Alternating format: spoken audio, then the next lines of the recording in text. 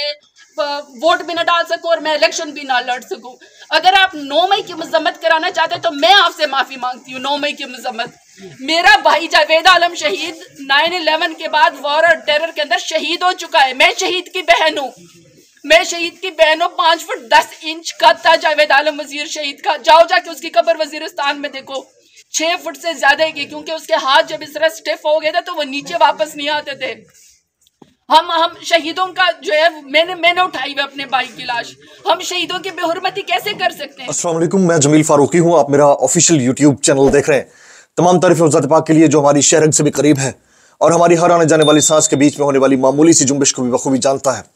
और तमाम दुरूद पाक नबी आखिर ज़मां हज़रत मोहम्मद मुस्तफ़ा अहमद मुज्तबा सल्लल्लाहु अलैहि वसल्लम की ज़ात पाक के ऊपर जो वजह तख्लीक़ कायनात हैं, जिनकी वजह से हम हैं, जिनकी वजह से ये कुल कायनात है। हम इंतख़ाबात की तरफ जा भी रहे हैं या मामला इमरजेंसी की तरफ जा सकता है। एक बहुत इंपॉर्टेंट वीडियो क्लिप है, वो मैं आपके साथ शेयर करूंगा, जो आपको बताएगा कि कितना दबाव है सदर मुमलिकत पर इस वक्त कि वो इमरजेंसी मामलात की तरफ अगर हालात जाते हैं तो उसके ऊपर साइन करें। ये कौन कह रहा है, क्यों कह रहा है, वजह क्या है। दूसरी इंपॉर्टेंट चीज, जरताज गुल वजीर साहिबा गुज़िश्ता रोज पेशावर हाई कोर्ट के चीफ जस्टिस से रिलीफ पा चुकी हैं, लेकिन आज सादिक अमीन के ऊपर जो चर्चा हो रहा है उसमें से क्या निकलने जा रहा है? क्या नाअहलियत का मामला वाकईतन खत्म हो जाएगा और मियां नवाज शरीफ साहब दोबारा से कंटेस्ट कर पाएंगे या प्राइम मिनिस्टर बन पाएंगे? ये सारा खेल इसी हवाले से सजा हुआ है, इसके ऊपर बात होगी। इसके साथ साथ ये भी हम डिस्कस करेंगे कि पाकिस्तान की उमूमी मरूजी हालात के अंदर आम आदमी के लिए 2024 में कोई रिलीफ है भी या नहीं है। इसलिए आपसे गुजारिश है, आपने वीडियो को पहले मिनट से आखिरी मिनट देखना है। अगर चैनल सब्सक्राइब नहीं किया है तो बखुशी चैनल जरूर सब्सक्राइब कीजिएगा, दुआ में याद रखिएगा। और एक और अहम तरीन गुजारिश वो ये कि हमने अपना एक व्हाट्सएप नंबर जनरेट किया हुआ है, उसके ऊपर अगर आप शाउट आउट के लिए रब्ता करना चाहें, कोई डिजिटल मार्केटिंग के लिए रब्ता करना चाहें तो सिर्फ और सिर्फ मैसेज के जरिए अपनी कंपनी का नाम, अपना नाम लिखकर हमसे रब्ता कर सकते हैं। आज की टॉप स्टोरीज शामिल करते हैं। सबसे पहली जो टॉप स्टोरी है मेरी नज़र में, वैसे तो बहुत सारी समातें चल रही हैं, उसमें से जो निकलेगा वो बड़ी डेवलपमेंट होगी, लेकिन आज की जो बिग डेवलपमेंट वो ये है कि लाहौर हाई कोर्ट ने पीटीआई से बल्ले का निशान वापस लाने के खिलाफ दायर दरख्वास्त खारिज कर दी है। लाहौर हाई कोर्ट ने तहरीक इंसाफ से बल्ले का निशान वापस लेने के खिलाफ दरख्वास्त खारिज कर दी। पीटीआई के रहनुमा उमर ढिल्लों ने तहरीक इंसाफ से बल्ले का निशान वापस लेने के खिलाफ लाहौर हाई कोर्ट में दरख्वास्त दायर की थी।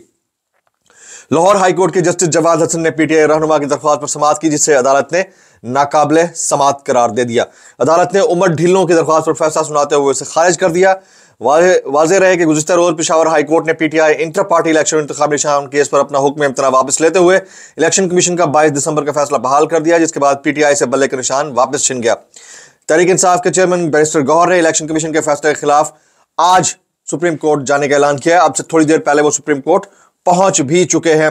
हो सकता है एक आध दिन में उनको सुनवाई के लिए दरख्वास्त उनकी एक्सेप्टेबल हो भी जाए, depending on the situation.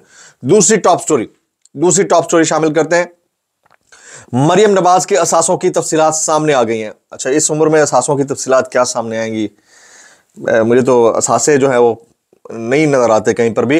Pakistan Muslim league नून की रहनुमा मरियम नवाज से, उन्होंने भी यही लिखा है कि उनके पास कोई असासे नहीं है। पाकिस्तान मुस्लिम लीग नून की रहनुमा मरियम नवाज की जानिब से अपने कागजात नामजदगी के साथ जमा कराए गए असासों की तफसीलात सामने आ गई हैं। हल्का 119 लाहौर में मरियम ने अपने कागजात नामजदगी में 1500 कनाल से ज्यादा राशि समेत असासों की मालियत 84 करोड़ 25 लाख 84 हजार रुपए जाहिर की, जबकि एक साल के दौरान असासों में 40 लाख रुपए से ज्यादा का इजाफा भी जाहिर किया गया। 40 लाख तो तेल खा जाती होगी इनकी गाड़ी, मैं तो हैरान हूं तो महीने के। और ये हालात हैं। अपने कागजात नामजदगी के साथ जमा कराई गई असासों की तफसीलात के मुताबिक मरियम नवाज किसी गाड़ी की मालिक नहीं है। हाँ, गाड़ी की मालिक तो नहीं है, बल्कि उन्होंने खुद को भाई हसन नवाज की 2 करोड़ 89 लाख रुपए से ज्यादा की मकरूज भी जाहिर किया। अच्छा, कर्जा भी लिया हुआ भाई से जनाब।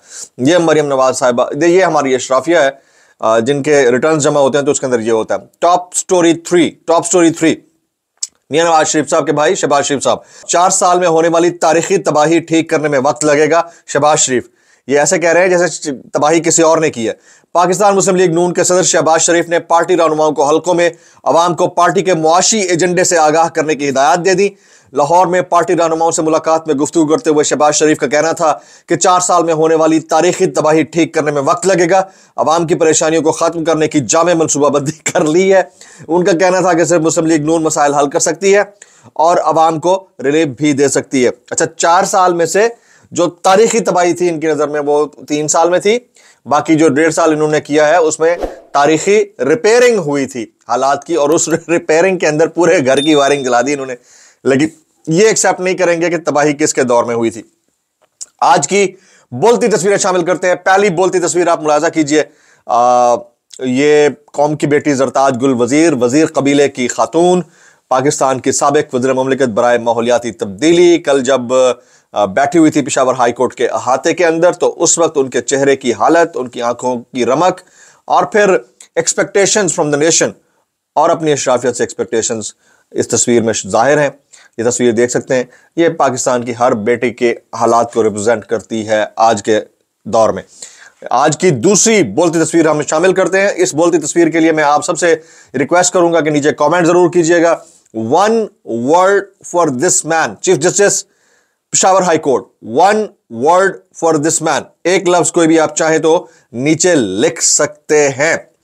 अब हमारा मोस्ट पॉपुलर सेगमेंट कैसे कर लेते हो यार, शुरू करने से पहले आपसे फिर गुजारिश है कि अगर आपने अभी तक चैनल सब्सक्राइब नहीं किया सब्सक्राइब कीजिए। एक्सक्लूसिव वीडियो दिखाने जा रहा हूं जिसमें आपको पता चलेगा कि इमरजेंसी लग सकती है या नहीं लग सकती, पाकिस्तान के हालात किस तरफ जा रहे हैं। वीडियो को पहले मिनट से आखिरी मिनट तक देखना है। डिस्क्लेमर, क्या बुरा लगे तो माजत, ज्यादा बुरा लगे तो सानू की, आप कैसे कर लेते हो यार। सबसे पहला बयान बैरिस्टर एतजाज एहसन चौधरी। इससे पहले वाला पेशावर हाईकोर्ट का फैसला बेहतरीन और आईन के मुताबिक था, जिसमें बल्ले के मामले के ऊपर उन्होंने स्टे दिया था। बल्ले का इंतखाबी निशान वापस लेकर आप करोड़ों पाकिस्तानी वोटर्स के हक पर डाका डाल रहे हैं, जो किसी सूरत काबिल कबूल नहीं है। बैरिस्टर एतजाज एहसन चौधरी साहब, बैरिस्टर साहब ने इतनी ग्रेस है, हालांकि पीपल्स पार्टी के लॉयर वर्कर रह चुके हैं, लॉयर भी रह चुके हैं, लॉयल वर्कर भी रह चुके हैं, इसके बावजूद वो ग्रेसफुली हक के साथ खड़े होते हैं। तो कैसे कर लेते हैं बैरिस्टर साहब, बहुत सीनियर पॉलिटिशियन पाकिस्तान के। अगला वायरल बयान हारून रशीद साहब। एक दोस्त ने कहा इमरान खान का क्या होगा, मैंने कहा खान का जो होना था वो हो गया, वो बादशाह है, खलकत उस पर परवाने की तरह गिरती है। सिर्फ पाकिस्तान नहीं, पूरी दुनिया में जहां इलेक्शन लड़ेगा जीत जाएगा। और क्या बादशाहत होती है, चट्टान की तरह डट के खड़ा है हारून रशीद साहब, इसमें तो कोई शक नहीं है, चट्टान की तरह डट के खड़ा है। कैसे कर लेते हो यार इतने मुश्किल हालात में। आगे काजी फायज साहब ने कल क्या बोला था, कल इमरान रियाज खान ने मुझे फोन किया कि अदालत बुलाएगी, सिक्योरिटी देगी तो मैं पेश होकर सब बताऊंगा। वकील शुएब शाहीन। अब सारा आलम मेरे ख्याल में रसूख वाले शख्स नहीं, उन्होंने हिम्मत पकड़ी और आ गए। क्या हम किसी के लिए रेड कारपेट बिछाएंगे? ऐसा नहीं होगा। कमाल है, हम इमरान रियाज खान को ना बुलाना चाहते हैं ना उनका नाम इस्तेमाल करना चाहते हैं। हमारे यहाँ फौज खड़ी है, जब हम उन्हें प्रोटेक्शन देंगे वो अभी बाहर जाते हैं, क्या प्रोटेक्शन मिली हुई है। काजी फायज ईसा साहब ने ये कल रिमार्क्स दिए हैं, पर इसके ऊपर मैं क्या कमेंट करूं। जवेरिया सिद्दीक साहिबा। अगला वायरल बयान, अगर ये टीवी सोशल मीडिया नहीं देखते तो ताने मारने के लिए मवाद कहां से इकट्ठा करते हैं, इनको सारा पता होता है, आप ही सारा पता होता है। कैसे कर लेते हो यार, ताने मारने के लिए कहां से निकाल लाते हो। अच्छा जी, जरताज गुल वजीर साहिबा। अगर आप 9 मई की मजम्मत कराना चाहते हैं तो मैं करती हूं मजम्मत, मैंने भाई की लाश उठाई है, हम कैसे शोदा की बेहुरमती कर सकते हैं। जरताज गुल वजीर, very right. Chief justice Peshawar high court ने कल जो रिमार्क्स दिए उसमें उन्होंने कहा था अगर मैं ना पहुंचता तो क्या यह खातून सारी रात हाई कोर्ट में गुजारती। एटलीस्ट एक उम्मीद, एक रमक जरूर छोड़ गए हैं पेशावर हाई कोर्ट के chief justice. Sir hats off to you, कैसे कर लेते हो यार। आगे चलते हैं जी। सिरिल अल्मेडा, वो बल्ले को मुकम्मल खत्म करना चाहते हैं क्योंकि बल्ला खतरनाक है। सिरिल अल्मेडा जी। आगे काशिफ अब्बासी साहब का बहुत जबरदस्त बयान है, ये सुनने वाला है। हमने समझा था कुछ पर्दे रह जाएंगे, लेकिन यहां तो सारा निजाम ही नंगा हो गया है। नंगा बरहना, बुरी तरह से नंगा, एक भी रत्ती बराबर हया और शर्म नहीं रही है। कैसे कर लेते हो यार। आगे हामिद मीर साहब। इलेक्शन के अल्तवा का बराह रास्त फायदा निगरान वज़ीर आज़म को होगा, उनकी गैर मुंतखब हुकूमत की मुद्दत में इजाफा हो जाएगा, लेकिन पाकिस्तान का बहुत नुकसान होगा। इसलिए पाकिस्तान को नुकसान से बचाने के लिए 8 फरवरी को इलेक्शन का इनेकाद बहुत जरूरी है। इलेक्शन का इनेकाद बहुत जरूरी तो है, साथ साथ फेयर एंड फ्री का लफ्ज भी जोड़ दिया जाए। हामिद मीर साहब, ये इलेक्शन ना कराने वाले कैसे कर रहे थे हो यार। आगे जी, मदर अब्बास साहब, लगता कुछ यूं है कि नया प्रोजेक्ट तैयार नहीं हो पा रहा, तो अबूरी दौर के लिए पुराने प्रोजेक्ट को ही आजमाने की तैयारी आखिरी मरहलों में है। ये ना हो पाया तो कहीं फैक्ट्री को सील ना करना पड़ जाए। आप समझ गए? समझ गए? मैं अभी आपको आगे एक एक्सक्लूसिव क्लिप दिखाने जा रहा हूं, आप हिल जाएंगे जनाब मन। अभी वायरल बयानात यानी कैसे कर लेते हो यार में 2 एक्सक्लूसिव ऐसी चीजें हैं, आप हिल जाएंगे। आप कहेंगे यार ये कैसे कर लिया है इन्होंने, ये ट्वीट करते हुए इनको शर्म नहीं आई। ये मुलाजा कीजिएगा, जरा मुलाजा कीजिएगा। नाम है इनका नजम वली खान, पेशे से सहाफी लगते हैं, लेकिन गुज़िश्ता दौर में इन्होंने एक काम किया था, डीजी रेलवे भी रह चुके हैं लाहौर पंजाब में। ये सुनिएगा, ये जज तो ठरक में जस्टिस जावेद इकबाल का भी उस्ताद लगता है। इनका मुखातिब पेशावर हाईकोर्ट के चीफ जस्टिस हैं। औरत की आवाज सुनी तो 150 किलोमीटर से जमानत देने पहुंच गया, और फिर आगे इमोजी है। यार यार कोई शर्म, कोई गैरत, कोई हया, इस नाम की अगर कोई चीज है तो इंसान को डूब के मर जाना चाहिए। ऐसी बात करने से पहले आपके अपने घर की भी औरतें हैं यार। ये बात करते हुए आपको जरा बराबर दिल के ऊपर तकलीफ नहीं गुजरी? दुनिया के अंदर अगर तवायफ के लिए भी ये लफ्ज को इस्तेमाल करें ना, वो गलत है यार। आपको शर्म आनी चाहिए, कोई लिहाज होना चाहिए ख्वातीन से मुतालिक गुफ्तगू करते हुए। हमसे अगर जिंदगी में कहीं गलती कोताही होगी, हम भी माफी मांगते हैं यार। हो सकता है हमारे मुंह से कोई बात निकली हो, वैसे मैंने कभी डेलिब्रेटली ऐसी कोई बात नहीं की, फिर भी मैं कहता हूं इंसान है हम, आपको 10 बहाने मिल जाएंगे ना इसके ऊपर जवाब देने के, लेकिन मैं ये जरूर कहूंगा कि आपने ये घटिया हरकत की है। अगला इनका ट्वीट चेक कीजिए। इस जज के मुताबिक औरतों को गिरफ्तार करने की रिवायत मौजूद नहीं, मगर पीटीआई की औरतों को रात घर ले जाने की रिवायत मौजूद है। धत तेरे की, ये भी इन्होंने वही औरतें से पीटीआई की हैं भाई।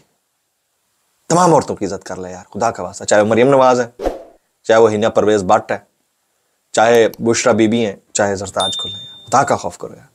तुम्हें 3rd क्लास घटिया मर्द की तुमने अक्कासी की है, तस्वीर पेश की है। I'm सॉरी बट यही अल्फाज थे मेरे पास जो मैं इन मौसूफ के लिए इस्तेमाल करना चाहता था। अब हम जरा बात कर लेते हैं मुल्क के उमूमी हालात किस तरफ जा रहे हैं। जनाब, जो मेरे पास एक एक्सक्लूसिव क्लिप है वो मैं आपके साथ शेयर करता हूं, उसको देखकर आपको आइडिया हो जाएगा कि मुल्क के हालात किस तरफ जा रहे हैं। नया प्रोजेक्ट जो है, ये नवाज शरीफ साहब जो आए थे उनको तो इंडक्ट लफ्ज़ तो सही इस्तेमाल कर लिया मैंने, अच्छा बड़ा मुश्किल हो गया उनके लिए, वो प्रोजेक्ट तो फेल होता हुआ नजर आता है। शहबाज शरीफ साहब और बाकी जो कंपनी है, यानी शहबाज शरीफ, मरीम नवाज, बाकी इनके जो खानवादा है, उनके लिए भी मसाइल हैं कि पॉपुलैरिटी ग्राफ नहीं है। तो फिर 2 चीज़ें हो सकती हैं। एक तो ये हो सकता है कि किसी भी तरह से इमरजेंसी का बहाना लगाकर इलेक्शन मुलतवी किए जाए और इसी प्रोजेक्ट को कंटिन्यू करवाया जाए। इस दौरान एक इकोनॉमिक इमरजेंसी हो सकती है, या आप कह सकते हैं कि मुल्क में बढ़ती हुई दहशतगर्दी की लहर की वजह से हो सकता है, और बहुत सारी चीज़ें हो सकती हैं। तो उसके लिए हमारे जो प्रेसिडेंट हैं उनके ऊपर बड़ा सुनने में आया है कि दबाव है। अच्छा, ये बात मैंने नहीं कही, ये बात मैं तो वैसे 1.5 साल पहले कह चुका हूँ कि ये भी एक ऑप्शन हो सकता है, लेकिन हफीजुल्लाह नियाजी साहब ने बाखबर ज़राए से अभी कही है 1-2 दिन पहले। वो बात क्या है, वो एक छोटा सा क्लिप है, उसके साथ मैं आपको छोड़े जा रहा हूँ। मैं आपसे यहाँ पर इजाज़त चाहूँगा और आपसे गुजारिश ये करूँगा कि अगर आपने चैनल को सब्सक्राइब नहीं किया ज़रूर सब्सक्राइब कर लीजिएगा। आपको छोड़े जा रहा हूँ इस वीडियो के साथ। अस्सलाम वालेकुम वरहमतुल्लाहि वबरकातुहू। इमरजेंसी की तैयारी हो रही है, और वो इमरजेंसी जो है वो शायद हमारे वज़ीर आज़म साहब सदर पाकिस्तान ज़ाहिर है कि एक पेश में होंगे तो इमरजेंसी लग सकेगी। और अगर हुकूमत ने इमरजेंसी लगाई तो अदालतों ने अगर उसको ज़रा रुकावट बनने की कोशिश की तो उड़ा दिया जाएगा अदालतों को। मैं पहले कहता हूँ कि पीछू आ जाएगा। जो कोई भी वाक़यात होंगे वो सारे के सारे मावराए आईन और कानून होंगे, और जाहिर है कि अदालतों ने अगर उसे चश्मपोशी की तो मामला चलता रहेगा। अगर अदालतों ने उन मामलात को आंखें दिखाई तो फिर अदालतों को लपेट दिया जाएगा। फिर पीसीओ की भी नोटिफिकेशन शायद जजेस की वो वज़ीर आज़म निकालेंगे, और सदर पाकिस्तान सदर आरिफ अलवी साहब जो कि तहरीक इंसाफ की नुमाइंदगी करते हैं, उन्हीं की तरफ से सदर मुमलिकत थे और सिस्टम का हिस्सा हैं अभी, बल्कि फेडरेशन के सदरा हैं। तो वो भी, उनकी भी जो है नेक तमन्नाएं, ख्वाहिशात और इजाज़त साथ शामिल होगी।